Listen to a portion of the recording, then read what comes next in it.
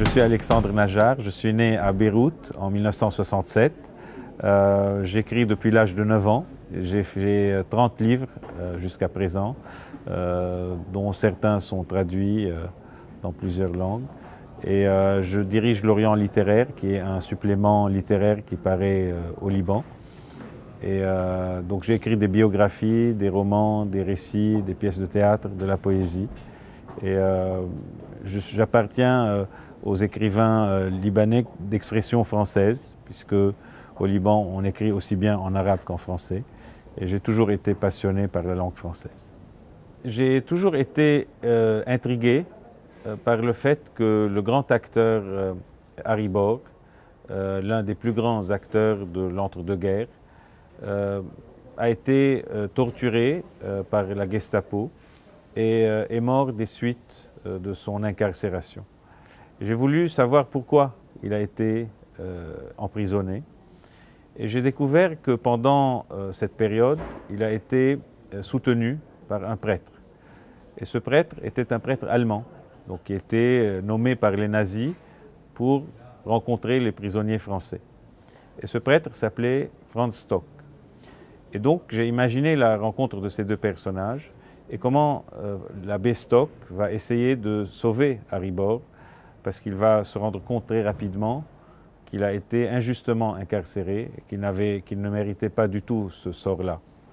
Et donc j'ai dû, pour écrire ce livre, bien entendu, faire beaucoup de recherches sur ces deux personnages, mais aussi donner libre cours à mon imagination, parce qu'en fait, de cette rencontre, on n'a que 2 lignes dans le journal de l'abbé Stock. Donc il a fallu imaginer les circonstances de cette rencontre et comment l'abbé Stock s'est battu pour que le grand acteur Harry Borg puisse sortir de prison. Et à l'occasion de ce roman, je me suis rendu compte aussi à quel point certains organismes qui étaient inféodés aux nazis, comme l'Institut des questions juives, a été un moteur pour incarcérer injustement des citoyens français et pour monter de toutes pièces des cabales contre certains acteurs ou des chanteurs comme Charles Trenet par exemple. Et il poussait même le zèle jusqu'à faire des portraits morphologiques en fait, des personnages en disant celui-ci ressemble à un juif ou non. Et donc tout ça m'a paru tellement scandaleux qu'il fallait le dénoncer, qu'il fallait parler de cela. Et donc, à travers la rencontre de ces deux personnages qui étaient exceptionnels, chacun à sa façon, donc un Français, un Allemand, sous l'occupation. Et en même temps, il y a une assistante française qui va aider aussi l'abbé Stock à pouvoir plaider la cause de Harry Borg auprès des autorités nazies et parvenir, enfin je ne vais pas raconter la fin de l'histoire, mais elle va être d'un grand secours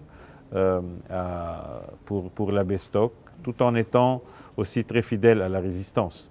Et ce qu'il faut savoir aussi, c'est que l'abbé Stock, tout en étant désigné par les nazis, aidait énormément les prisonniers en transmettant des messages de façon clandestine. Il les accompagnait jusqu'au Mont Valérien où ils étaient fusillés. Donc jusqu'à la dernière seconde de leur vie, il était là, présent. Et donc c'est cette rencontre-là, à travers ce personnage de Harry Borg qui était un monstre sacré du cinéma français, et ce prêtre donc allemand, que j'ai voulu un peu raconter cette période de 1942-43 en France sous l'occupation.